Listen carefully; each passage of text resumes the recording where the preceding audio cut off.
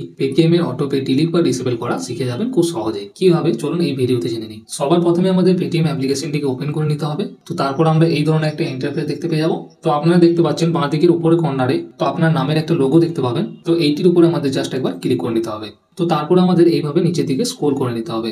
তো স্ক্রল করার পর এখানে আমরা একটা অপশন দেখতে পেয়ে যাবো ইউপিআই অ্যান্ড পেমেন্ট সেটিংস। তো এই অপশনটির উপর আমাদের জাস্ট ক্লিক করে নিতে হবে। শো করছে অটোমেটিক পেমেন্টস, এই অপশনটির উপরে আমাদের ক্লিক করে নিতে হবে। তো এইখানে আমাদের যতগুলি অ্যাক্টিভ সাবস্ক্রিপশন থাকবে সব কিন্তু এখানে আমাদের বন্ধ করার জন্য জাস্ট এইভাবে স্ক্রল করবেন নিচের দিকে।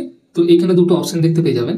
প্রথমে রয়েছে পজ অটোমেটিক পেমেন্ট, নিচে রয়েছে ক্যান্সেল অটোমেটিক পেমেন্টস। ওই ক্যান্সেল অটোমেটিক পেমেন্ট অপশনটিতে ক্লিক করে নেব। তো তারপরে এখানে আমাদের কাছে অনেকগুলো রিজন চলে আসবে। তো আমাদের একটা রিজন চুজ করে নিতে হবে যে কিসের জন্য আমরা এটিকে বন্ধ করতে চাইছি বা ডিলিট করতে চাইছি বা ক্যান্সেল করতে চাইছি। তো আমাদের এখানে যে কোনো একটা রিজনকে সিলেক্ট করে নিতে হবে। এইভাবে দেখুন, এই যে আমি একটা সিলেক্ট করে নিচ্ছি যে কোনো, তারপর নিশ্চয়ই এই পোস্টেড অপশনটিতে ক্লিক করে নেব। তো এরপর আমাদের এখানে ক্লিক করে নিতে হবে cancel automatic payment. Cancel automatic payment অপশনটির উপরে আবার ক্লিক করে নিতে হবে। তো তারপর এখানে আমাদের কাছে ইউপিআই যে পিনটি রয়েছে সেইটি আমাদের এখানে দিতে বলবে। তো আমরা ইউপিআই পিনটি এখানে এন্টার করে নেব, করার পর এখানে রাইট চিহ্নতে ক্লিক করে নেব। তো দেখতে পাচ্ছেন এখানে আমার নেটফ্লিক্সের অটোপে ডিলিট হয়ে গেছে বা বন্ধ হয়ে গেছে। তো বন্ধুরা, এই ভিডিওটি আপনার যদি 1% ইউজফুল অথবা হেল্পফুল লেগে থাকে তাহলে কমেন্টে অবশ্যই থ্যাংক ইউ বা থ্যাঙ্কস লিখে দেবেন। কেননা আপনার একটা কমেন্টের কারণে আমাকে পরের ভিডিও বানানোর জন্য খুবই মোটিভেশন করে।